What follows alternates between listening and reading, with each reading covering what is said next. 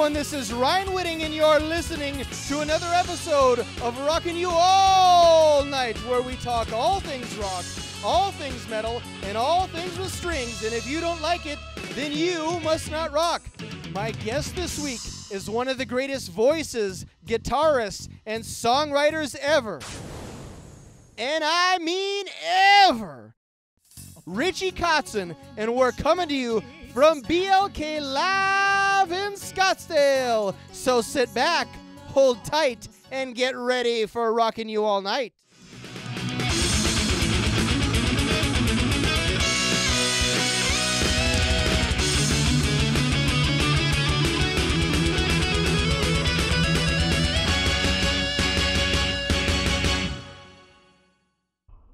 All right, ladies and gentlemen, I have with me one of the best voices and guitarists in rock music ever. Wow, that's something I wasn't expecting to hear. Well, I don't lie on this show. A future Hall of Famer, Mr. Richie Kotzen, is gracing us with his presence. Well, Richie, how are you, sir? I'm pretty good. You know, I just came in, driving in from L.A. on the tour bus, and we left at 3 a.m. from Los Angeles, and got about 2 hours in. I was asleep because we left at 3 a.m., and the bus stopped. I figured we were here, and suddenly realized, well, hell, we're 2 hours out of California, right? Nowhere near where we're supposed to be, and so we had to wait till the sun came up, and then they came out with the parts, and the guy brought the wrong part for the bus, had to go back, get a different set of parts, put the parts on, got it repaired, and we had a 4.5 hour drive on top of that because we got some traffic. Actually, it was more like 5 hours, so we're late. So did you have any 5 hour energy to get you here? How did you make it through all that without losing your mind? I can tell you what I do with, I have a bedroom in the back. So, most of these buses have a back lounge. Mm-hmm. So what I do, because we're such a small, we travel light. It's just me and my band, which are two other guys, and then we have a tour manager and a stage manager, and then there's the driver. So it's a nice big bus, a lot of space. So I take the back lounge and I make that into a bedroom.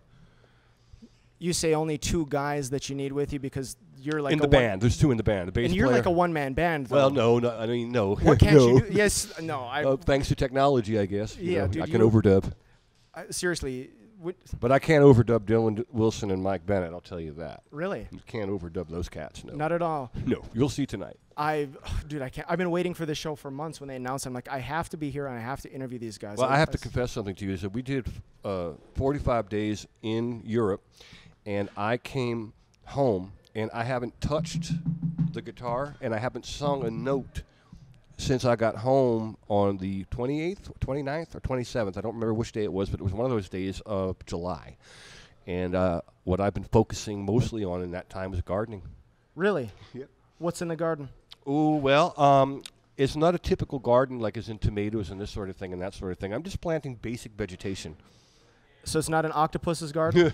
No, we live out in the mountains, and so it's kind of tricky. We're in a very interesting weather pocket because in the summer we get extreme heats, but in the wintertime the pipes will freeze. So they're wrapped, which most people don't realize, being in Los Angeles County, that it can get that cold. But because of where we are inside the canyon, we have to be very careful with what vegetation will actually survive. You would think, ficus trees would grow. I had ficus trees at my old property. They'll freeze. They'll die. And the ficus trees are a great hedge line, but I tell you, you put them out there in the canyon, and we're out there in the Lobo Canyon, and you put them in the canyon, and it will die in the winter. Palm trees, lovely to look at. You put a palm tree, the wrong kind. There's one actually that will withstand some cold weather, but the kind of palm trees that you and I are used to seeing will die. Right. And we see them all over the, Los Angeles, of course. But out in that little pocket, the weather, it gets really cold. How did this love of gardening start? I didn't know any of this about you. Well, that's not even. I know very little about it. It's just what I was doing in the off period. Right. So you have to understand something. The way I operate is I spend a lot of time on the road playing music, songs that I wrote. I spend time writing music. I have a studio set up in one of the rooms in the house to record the music. But every now and then I just feel like I need to get away. Right. I need a break, just to, hit the reset button, so to speak. Whoops, I tried to scratch. My eye was itching, and I didn't realize I was wearing glasses. Anyway, I hit the reset button, and then there you have it. But, the gardening, if it's not gardening, it's drywall. I bought this house 2 years ago. It'll be 2 years, September 9th. And you know, I love where I live, but I'm pretty handy with the tools and stuff. That's what I've heard. Yeah. Figuratively speaking, too. You know, I got to confess, those aren't my real teeth, and I came out here, and I haven't seen Vinny Moore in a really, really long time, and I've never met Gus G before, and I just had an incident in my neighborhood, and it was something crazy is happening in my neighborhood, and like the neighbors are upset with this one thing that's happening. Something happened, and I put the teeth in, and I got involved. You know, I got in the mix, but as with the teeth, which is a totally different personality from who I am. And so I thought, I haven't worn these in so long. I thought, well, I'm going to wear these when I come out and meet Gus and Vinny. So they don't know it yet. And I just went over there, and I was talking to them, and I was getting like, I was talking to Gus, and I was really kind of hiding it, but every now and then letting him see a flash and getting real close to his face, and, you know. They were looking at me like, oh, man, what happened to Richie? I saw him eyeballing the tobacco stains on there, too. I was like, Red Man tobacco. Yeah. Well, you believed it. You liked it, right? I love it. Yeah. I absolutely love it. Dude, it was phenomenal. I didn't know if you were going to take them out or stay in character. Yeah. So where does this comedian Richie Kotzen come from? Oh, I don't know. I don't know where it comes from. Years of watching Sanford and Son on TV? You know, I'll tell you something. I love stand-up comedy. I've never done it, but I have a really good friend in L.A. Who? Because I know some of them. His name's Jay, and he was on a TV show with Dane Cook. Okay. And but anyway, Jay has these comedy nights in L.A., and he invites me all the time. But I moved so far from the city now that, you know, I don't get to go as much as I used to. It's probably about the only thing that I miss from L.A. But anyway, I love going to the stand-up comedy. I would never do it. I don't have the balls to do it, but I think it's just a fascinating art form. You could get on a roast battle and tear some of your contemporaries apart. I think. Maybe. I don't like roasting people. I'm not mean. I don't like to say mean stuff. I What? just like to make people uncomfortable at my own cost, you know, my own With expense. false teeth and chewing tobacco in it? that sort of thing. Dude, that's phenomenal. Yeah. Dude, you were telling me just before we started rolling that, and I don't believe this, you said that you were bad in English. You know, I'm a former English teacher. Oh, that's what I wanted to tell you. No. Okay, so when I was a kid, I was excellent in English. Mm-hmm. And it was my, you know, I always had A's, nothing less than 95, whatever. Great, Right. you know. And when I started using the computer and writing, and my handwriting was never good. When someone gives me a pen to write something, it's chaos. I forget how to spell. I depend on the auto spell, and I'm usually writing really quickly and emailing.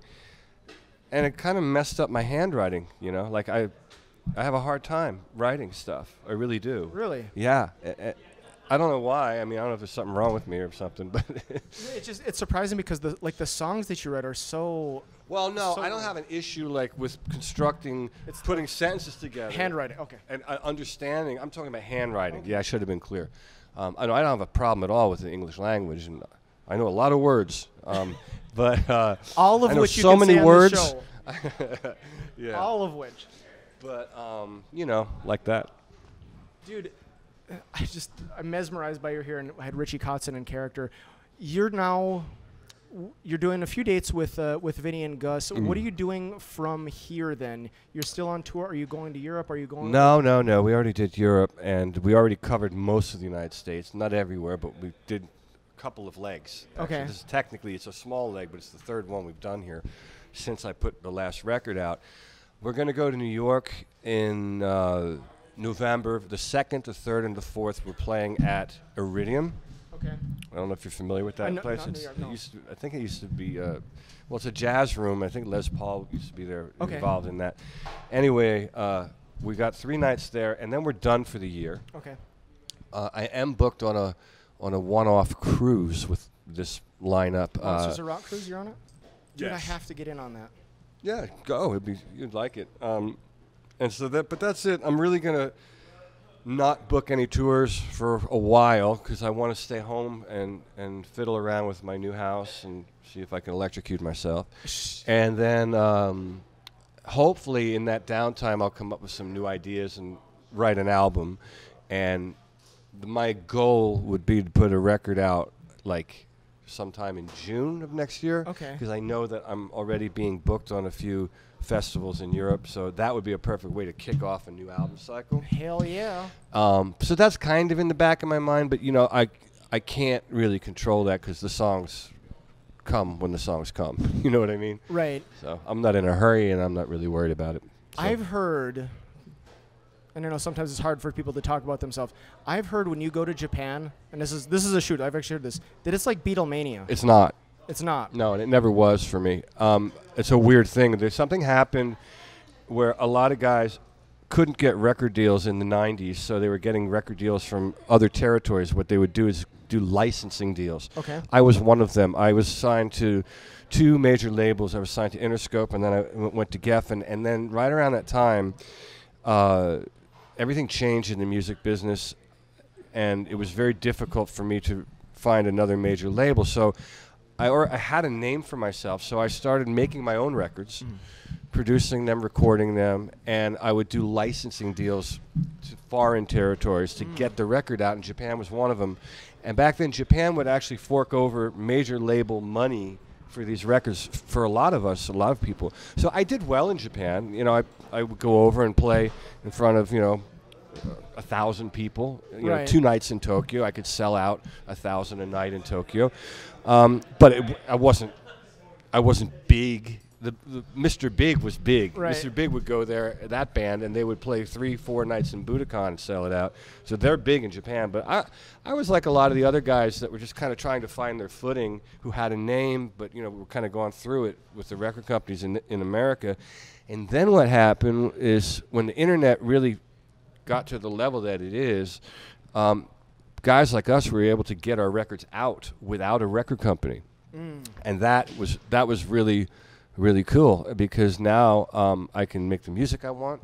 All my people that are interested in me can get it, they can hear it, and so then things started to really open up. So I was able to go all over and tour, and South America became a big market for me. Europe became a strong market, and then the United States is going really, really well. I'm able to tour finally, yeah. And I think a lot of that has to do with me being fabulous, I hope. But no, in all seriousness, I think the Winery Dogs really helped that a lot, because a lot of people knew my name, but they didn't know what it was that I really did.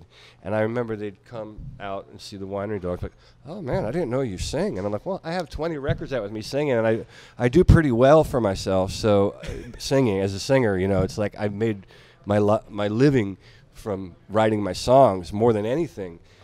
Selling my records. So it was kind of shocking. It always hit me. It's like, really? Okay, well, now you know. And so, and it's great. So, so my career's actually gone, if you can call it a career, it's actually been going up as I get older, which is good.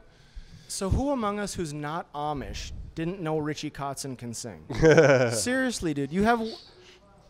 I really, the intro that I gave you, one of the most, if not the most phenomenal voice in rock music to this day. That's so nice. That's so sweet. It's the truth. Well, thank you. And your DVD with Winery Dogs is like the best.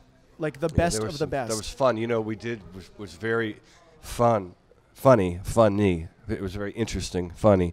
We filmed our first show we ever did, or maybe it was our second show, and made a DVD out of it. That was the second show? Yeah, I think it was the second show. Oh. And you can see, like, there's a couple moments where things get kind of discombobulated, where, like, I play the wrong song, and I start a song that we don't even do in our repertoire because I forgot I wasn't playing in my band.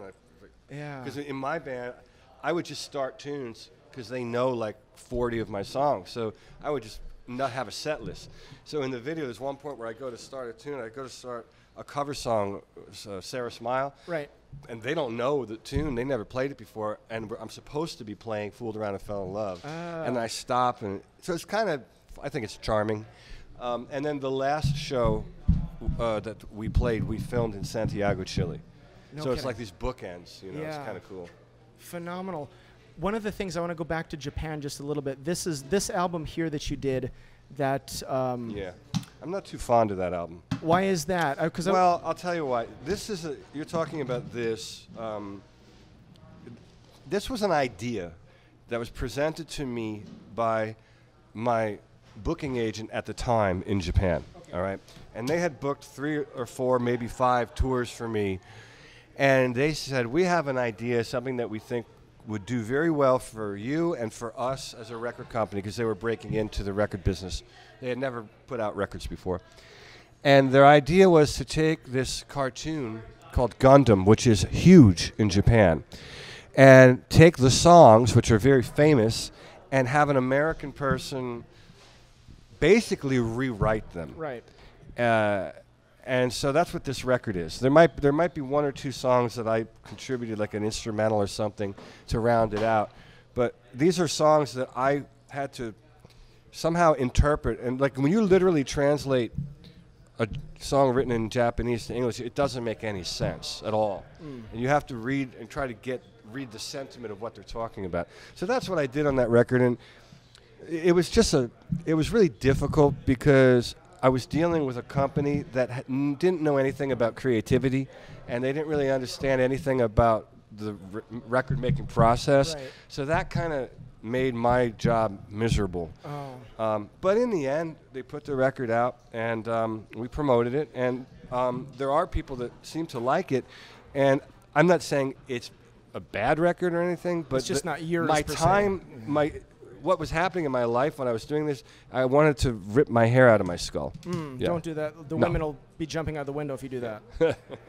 I just love the idea because I always wondered, like, were you a fan of Gundam? I never knew about it. No. Oh yeah, No, it's never heard of it. phenomenal that you. One of the things, this CD here that you're gracious enough to sign, your Essentials album is 3 discs, 2 music, 1 DVD. The songs on there, dude, from start to finish, mind-blowingly great. Oh, Just thank you. phenomenal. I picked the ones I wanted on there. And it's interesting. Can I look at this? 'Cause Absolutely. I don't My God. remember what Yeah. I did. The song "Walk with Me," I was playing Yeah. that on the ride up here. Like, I probably repeated it like 5 times. That to me is one of the greatest pieces of music written Really, like in the last. I can't compare it to anything. I wrote that and War Paint at the same time. That was the. They're both, dude. Those are like some of the best pieces of music I've ever heard, ever, of any genre. I love those 2. Thank you. You're playing at least one of those tonight, I hope. Yeah, I think we do War Paint. We Okay. did play Walk With Me years ago, but I haven't played it since 2015, and I don't think I would make a lot of mistakes if I tried to play it Really, cold. and you Yeah. played on the DVD, and it's just phenomenal. Well, then I knew it. We Yeah. rehearsed it, but I haven't listened to it or played it for a long time. So had a song like "Walk with Me" come out in, let's say, 91, 92, how big do you think that would have been as a radio hit? I think that a lot of my songs, not only Walk With Me, I think I have many, many, many, many, many songs that could have done very, very well commercially had I been a part of the machine. There's a machine. I've heard. There's gatekeepers and there's a machine in the music business, and that's really how it works. Because so many people ask me, well, why is that popular and this isn't, and this should be here and that should be there? Because the people that decide, are the people, are the gatekeepers in the business, and they can't force you to like something. Right. But what they can do is present you with something and sell it to you and make you aware of it. And so you need that machine. Otherwise, you're just kind of out there. And thankfully, I've been able to kind of make this career by just doing the same thing over and over, just writing songs, making records, touring, write a song, make a record, tour, and it's been working for me, and it's great. So I don't feel like I'm really missing much, Huh? It wouldn't have worked had it not been like quality. Right? The Yeah, quality of course. that you're putting out. Anything has to be good. At what point did you say, "I don't want to be part of the machine"? No, I would love to be a part of the machine. The machine didn't like me. I was a part of the machine when I was very young. I got signed to Interscope. I was moved from from Reading, Pennsylvania to LA by Interscope. I was playing football with Bruce Springsteen in Malibu on Jimmy Iovine's front lawn. Wow. He had me in his house when he invented this thing called Q Sound, just me and him playing it for me. I was in the machine, but the problem then was I was very, very young, and there was a huge gap between why the record label signed me and what they thought I could do and who I really was. And I'll never forget Mike Varney was the label, Shrapnel Records, I was signed to, and I was singing on my second record. And so it was Tom Wally signed me to Interscope, and Jimmy ran the company. And Jimmy called Varney and said, this kid's songs are great. He looks great. We got to find him a lead singer. And Mike Varney said, are you out of your mind? Like, where are you going to find a kid that can sing at this level that looks because they thought I looked cool back then. You know, didn't have a gray beard and stuff like that. So I mean, and then after that, I got signed to Geffen, and it was more shenanigans there. Like just completely disconnect. Like the A&R people said some of the dumbest things I've ever heard in my life to me. Like such as? Well, here's a real good one.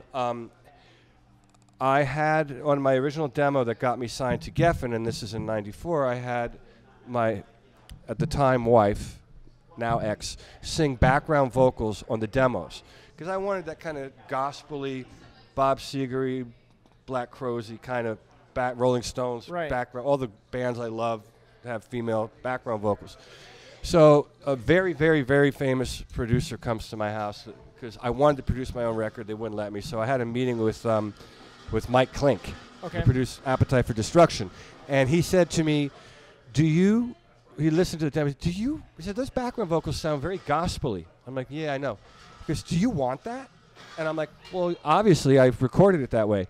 And he goes, well, I hear a female voice. Who is that? I said, oh, that's my wife. Oh, she's singing on the demo. I said, no, just backgrounds, gang vocals, just her and I together on a mic. We we doubled it, quadrupled it to make it sound big. Oh, okay. So, well, that was a weird conversation. So I go into the meeting with my A&R guy, and he goes, you didn't tell me that your wife was singing on your background vocals on your demo. And I'm like, oh, well, I thought you could hear it, And so, he goes, yeah, well, I'll tell you something.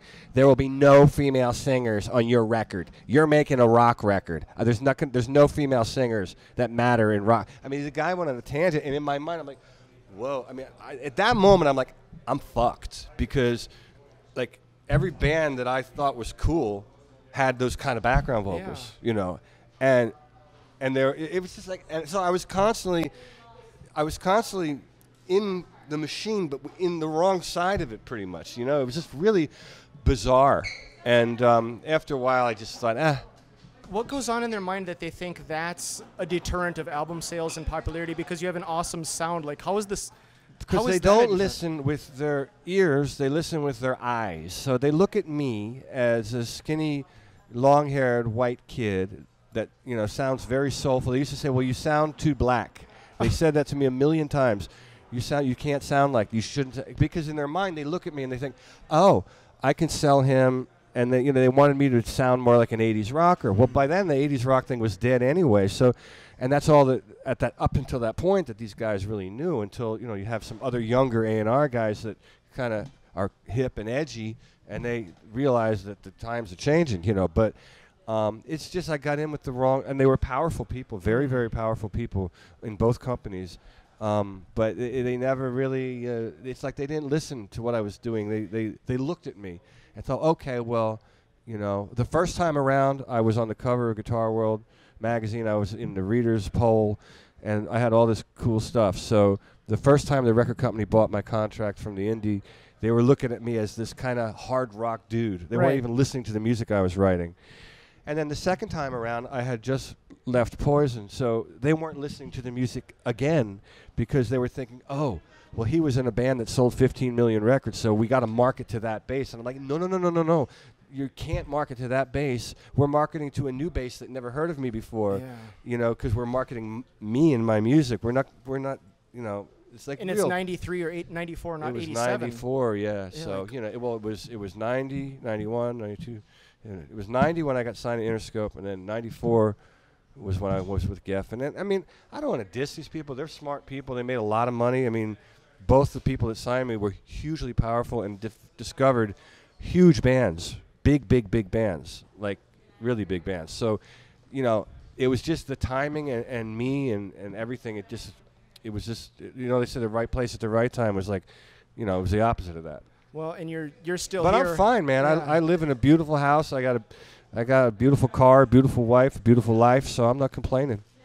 And you're still here. You're still killing it. Like I say, your music to this moment is just phenomenal, mind-blowing. I really mean that. I know time is short. Yeah. I have a segment. It's called This or That. Everyone's been stealing it from me. Usually I have like 8 or 10 questions. I just want to give you 2. So I just give you 2 things. You choose this or that. All right. All right. The song Stand. Yes. Or the song Walk by Pantera. I don't know the song Walk by Pantera. Okay. So you're choosing... Stand by who? Who do you think? Sly and the Family Stone. I would have to say that. All right. All right. Why is that? Oh, because I love Sly and the Family Stone. One of my favorite groups. All right. I love R&B and soul and rock. What was their rock when it's mixed together. Higher was the song that I know. Is that Sly and the I Family won't Stone? take it higher. Mm-hmm. Yeah, that's. I believe that was the thing. It's weird the things that I know. I believe that became the formula for how Kiss wrote "Rock and Roll All Night." Yeah. The fact checkers can Interesting. check with me on that. All right, last question. Are you ready? Yes. All right, so this is the toughest one. All right. Ryan Whitting, the host of this show. That's you. That's me. Right. Or giving up and quitting. Oh, that's an easy one. You, of course. Why is that? Who wants to give up and quit? What fun is that? My point exactly.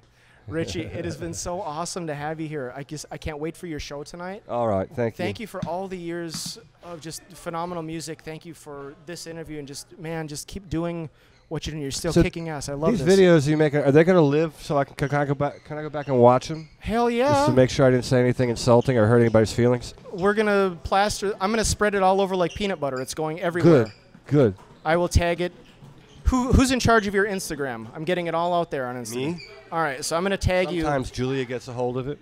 I'm gonna tag you on everything that we do here, and you do what you do with it. I litter things with the music that I love. So thank you for being on Rockin' You All Night, where we talk all things rock, all things metal, and all things with strings. And if you don't like it, then you must not rock. Aren't you gonna sing it? Then you know. No, I guess not. There you have it, another episode of Rockin' You All Night. Be sure to follow Rockin' You All Night on YouTube, SoundCloud, Facebook, and Instagram. The music on this episode is provided by Phoenix and Dragon. To download Phoenix and Dragon songs, go to phoenixanddragon.us. Follow Richie Kotzen on Instagram and go to richiekotzen.com for all of your Richie Kotzen needs. And be sure to check out blkliveaz.com for all of your BLK Live concert calendar needs. We'll see you when the sun shines again. Until then, follow along, leave comments, click like and subscribe, and remember, we've only just begun.